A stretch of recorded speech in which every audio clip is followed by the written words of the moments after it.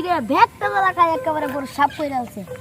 ইসরে গাদার মতো একটা ফুলা থাকতে জ্বালাটা খাইয়া লাইছে। আজকে বাড়ি বাজায় লই ও একদিন কি আমার একটু শালা আমারে টাকা মারলো রে। কোন শালা আমারে টাকা মারলো আর না জানা ডাবাত গেল। কিরে কানার ঘরে কানা মানুষ ঘরে চোখকে দেখছ না?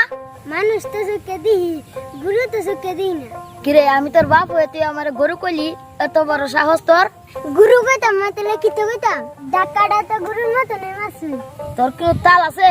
সারা দিন ঘুরে বেড়াস গরুটা ব্যাগটা গলা খাইলছে। কো খাইছে গেলা? কো খাইছে? তুই দেখ বালাটা সুন্দর খাইয়া আছে দেখ।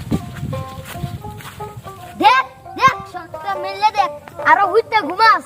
এমনের মতো ছাইরা দিলাম জালাটা দেখকে রাখিস। আরেকবার এমন করলে একেবারে পুরো চাল দিতে হবে। সেরাল লাগে সিলেনকে। আরে মেয়া চিল্লেন নিয়ে একটা দাঁড়া খাইয়া লাইছে। ওর কিন্তু খেল আছে শৈলটা মেয়া ঝলতাছে। আপনার একটা সেরা হয়েছে যেমনি কোন হেমনে মানে আমার যে হয়েছে একটা অলডঙ্গা সারাদিন খায় আর ঘুমায়।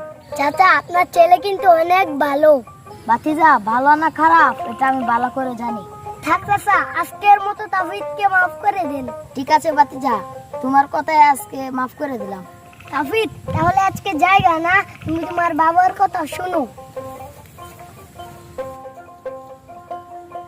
দেখছস বাবার কথা কেমনে শুনে? এগুলো হচ্ছে সন্তান। আর তোরে আমি পারলাম না মানুষের মতো মানুষ বানাইতে।